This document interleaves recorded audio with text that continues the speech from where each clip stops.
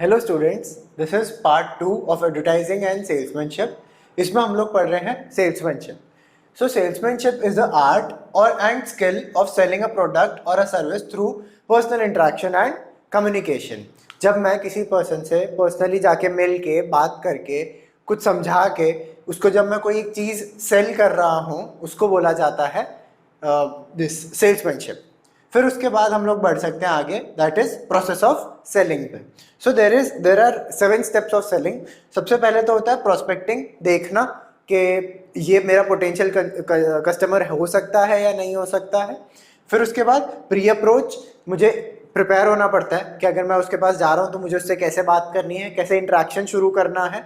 फिर उसके बाद अप्रोच, उससे जाके हम बात करेंगे कि सर हाय हेलो जो भी है, एंड मैं इस कंपनी से बिलोंग करता हूँ और मेरे को आपके बारे में इससे पर्टिकुलर चीज़ के बारे में बात करनी है कि आपके पास टाइम है या फिर यू आर अवेलेबल और नॉट। तो ये सारी चीज़ें हम लोग उससे अप्रोच के बारे में बात करते हैं। Then we have presentation and demonstration. Product है या फिर सर्विस है तो हम डेमोन्स्ट्रेट करते हैं कि हम ऐसे इसको यूज़ कर रहे होंगे एंड प्रेजेंट करते हैं कि दिस इज़ आवर प्रोडक्ट। उसके बाद आ जाता है हैंडलिंग ऑब्जेक्टिव्स। सो उसके बाद वो भी पूछेगा आपसे कुछ कि ये चीज़ क्यों अच्छी नहीं है या फिर ये चीज़ मुझे समझ नहीं आई या पर्टिकुलर, तो वो सारी चीज़ें उसको समझानी पड़ती हैं। Then we have closing sale, मतलब हम लोग उससे बेसिक मतलब सब कुछ हमने उसको समझा दिया है, उसको सब कुछ समझ आ गया है and he is happy and satisfied, इसको बोलते हैं हम लोग क्लोजिंग द सेल।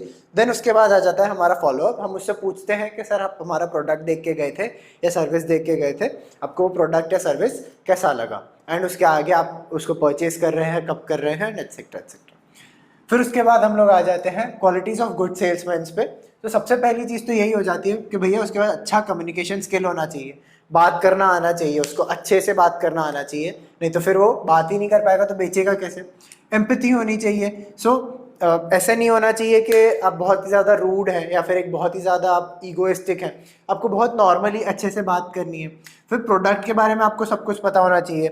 अब मैं शर्ट्स बेचने जा रहा हूँ बट मैंने तो ज़िंदगी में कभी शर्ट्स पहनी ही नहीं, ना मैं डेमोन्स्ट्रेट करना जानता हूँ, ना मैं उसके बारे प्रोडक्ट के बारे में कुछ जान रहा हूँ, तो फिर कोई फ़ायदा ही नहीं है।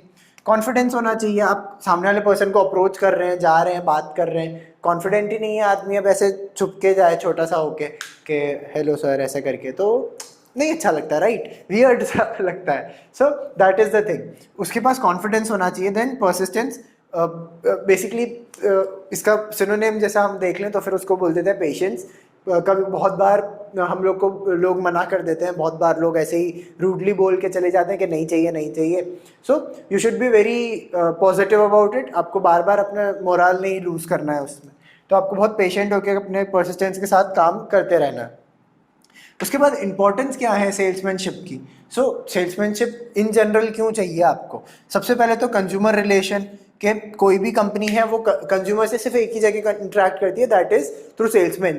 तो वो वहाँ पर ही उसका एक कंज्यूमर के साथ पर्सनल कांटेक्ट है, बाकी तो कोई कांटेक्ट ही नहीं है कंज्यूमर के साथ। फिर उसके बाद आ जाता है एजुकेटिंग द कंज्यूमर। मैंने इससे पहले ही समझाया था आपको टीवीज वाला ही, कि टीवी सिखाया किसने, जो टीवी लगाने आया मतलब कौन, सेल्समैन। सो जो टीवी देने आया आपको या टीवी के बारे में जिसने आपको सबसे पहले बताया कि टीवी जैसी चीज़ है, तो वो चीज़ें आपको एजुकेट किसने किया, सेल्समैन ने। सो सेल्समैनशिप का एक ये भी एस्पेक्ट होता है। फिर इंक्रीज सेल्स, आप ऐसे लोगों को भी अप्रोच कर रहे हो जिन्होंने कभी सुना ही नहीं है, कभी देखा ही नहीं है, तो एक अपने आप ही आपके पास वो आ जाता है कि हमारी सेल्स इंक्रीज हो जाएगी क्योंकि नए नए लोगों को आप रीच कर रहे हो। And feedback, one of the most important things, कि आपको फीडबैक्स मिलने शुरू हो जाते हैं आपके सेल्समैन के थ्रू। आप यहीं पे ऑन द अदर हैंड आप एडवर्टाइजिंग में देखेंगे तो उनका लिमिटेशन ही यही था कि वो सिंगल वे कम्युनिकेशन था, वहां से कुछ वापस नहीं आ सकता। बट ये डुअल वे कम्युनिकेशन है, वो पर्सन कंज्यूमर से भी बात कर रहा है एंड फिर पलट के मेरी कंपनी से भी बात कर रहा है। So it is a good form of thing. फिर उसके बाद आ जाता है sales promotion. So sales promotion is a short term incentives, उसको एम किया जाता है ताकि लोग परचेज करें हमारे प्रोडक्ट को, ताकि लोग और खरीदे। कोई भी ऐसी एंगेजिंग सी डील के सेल है, या फिर हमने इसके साथ ये चीज़ प्रोडक्ट फ्री करा है, या फिर उसका टेस्टिंग फ्री है। जैसे पता है बहुत सारे अभी जैसे इलेक्ट्रिक व्हीकल्स आए, तो इलेक्ट्रिक व्हीकल्स की टेस्ट ड्राइव आपको फ्री मिल जाती है, और ऐसे ही सड़क पे ही वो लोग लगा के रखते हैं कि आप आओ और देखो हमारा प्रोडक्ट, टेस्ट ड्राइव करके आओ, एंड अब हमारा एग्जीक्यूटिव आपके साथ जाएगा, आपको सब कुछ सिखाएगा, प्रोडक्ट कैसे यूज़ करना है, प्रोडक्ट के फीचर्स के बारे में बताएगा। सो वो एक छोटा सा वो था, लालच था आपका कि आप चलाने गए स्कूटी या फिर आपकी car. So it is a kind of लालच काइंड ऑफ थिंग। तो वो सेल्स प्रमोशन के अंडर में आता है। Then we have types of sales promotion, जो मैं अभी बात कर रहा था। तो सबसे पहले तो डिस्काउंट कूपन्स, कि भैया इतना सस्ता पड़ रहा है या इतना सेल है, वो है। फिर फ्री सैम्पल, जैसे हम लोग जाते हैं तो हम लोग को कितने बार सुपरमार्केट्स में एक सैम्पल टेस्ट करवाया जाता है कि ये जूस का ये सैम्पल है, या फिर ये नॉन स्टिक तवा है, इस पर हमने ये बनाया है, इसका ये सैम्पल है। So this is the free sample वाला थिंग। फिर BOGO, buy one get one free. ये तो बहुत ही कॉमन सी मतलब ऐसा वो है, फीचर है जो बहुत लोग यूज़ करते हैं अब तो, कि आप एक शर्ट खरीदें उसके साथ आपको एक शर्ट फ्री मिलेगी। ये सारी वो हो जाती है। फिर कॉन्टेस्ट अरेंज होते हैं कि ये चीज़ आप गेम्स खेलें हमारे पास आकर, गेम्स जीतेंगे तो फिर हम आपको प्रोडक्ट्स देंगे हमारे, या फिर कुछ पार्ट्स देंगे। Then they have loyalty programs, जो बहुत पुराने कंज्यूमर्स हैं उनको वो लोग एक बेनिफिट देंगे कि आप आएंगे तो फिर हम आपको ये चीज़ इसके साथ फ्री देंगे, या फिर ये चीज़ हम आपको डिस्काउंट रेट में देंगे। तो ये लॉयल्टी प्रोग्राम्स हो जाते हैं। Then we have trade promotion. Trade promotion मतलब आप ऐसे समझ लीजिए कि जब भी हम कुछ ऐसे इधर उधर देते हैं, मतलब लेट्स से जैसे जैसे जैसे जैसे हम लोग ने एक प्रोडक्ट सेल किया, ठीक है, जैसे हमने शर्ट ही सेल करी वापस, ठीक है ना। तो शर्ट सेल करते वक्त आपने ये देखा कि हमारा जो कंज्यूमर है वो जब घर पे शर्ट लेके जाता है तो उसके बाकी रिलेटिव्स भी देखते हैं शर्ट्स, राइट। तो वो शर्ट में ब्रांडिंग होनी चाहिए आपके पास कि ये हमारी शर्ट है। तो वो एक उसने खरीदी है वो शर्ट, तो बाकी लोगों को अपने आप ही कॉन्फिडेंस आ जाता है कि हम भी ये शर्ट खरीद लेंगे, इसने बोला था ये शर्ट अच्छी है। तो वो एक ट्रेड प्रमोशन के अंडर आ जाता है। Then we have objectives. Objectives के अंदर हमारे पास 4 मेन ऑब्जेक्टिव्स हैं। उसमें सबसे पहले आता है इंक्रीज सेल्स। कभी भी आप ये सेल्स प्रमोशन करेंगे तो सबसे पहला आपका सबसे जो बेसिक सी चीज़ होती है हमारी यही होती है कि हमें तो सेल्स बढ़ानी है भैया, बाकी सब बाद में देखेंगे हम। फिर उसके बाद आ जाता है प्रोडक्ट अवेयरनेस। प्रोडक्ट के बारे में पता चलता है, जैसे मैंने बोला टेस्ट ड्राइव वाला, स्कूटी आप लेंगे भी नहीं, उसको पता है आप लेंगे भी नहीं, और उसको ये भी आपको पता है कि वो बेचेगा नहीं अभी तुरंत के तुरंत। वेटिंग इतनी ज़्यादा है तो आ भी नहीं सकती। बट प्रोडक्ट के बारे में अवेयरनेस तो क्रिएट हो रही है, लोगों को पता तो चल रहा है कि इलेक्ट्रिक स्कूटीज, इलेक्ट्रिक कार्स बहुत अच्छी आ गई हैं। ये प्रोडक्ट अवेयरनेस आ गई। फिर एनकरेजिंग ट्रायल परचेज। पता है कितने बार हम लोग जाते हैं और बस देख लेते हैं कि ये शर्ट ना देखने में अच्छी लग रही है, एक ले लेते हैं, एक ऐसे ही ले लेते हैं। तो वो सेल्स प्रमोशन के थ्रू बहुत आसानी से हो जाता है। फिर उसके बाद आ जाता है सपोर्टिंग रिटेलर्स। जितने भी रिटेलर्स हैं हमारे साथ, बहुत सारी कंपनीज हमेशा फुल्ली रिटेलर्स पे डिपेंडेंट नहीं होती, वो बहुत जगह थोड़े बहुत रिटेलर्स पे डिपेंडेंट होती है। एंड फिर कुछ उसके और भी सेलिंग वो होते हैं, जैसे उनके खुद के रिटेल स्टोर्स हो सकते हैं, या फिर उन लोगों को ऑनलाइन सेलिंग हो सकता है। ये बहुत सारी कुछ सपोर्टिंग रिटेलर्स भी होते हैं इनके पास। तो वो जो सपोर्टिंग रिटेलर्स होते हैं ना, वो भी एक ऑब्जेक्टिव लेके चलते हैं कि हम लोग को ये प्रोडक्ट सेल करना है।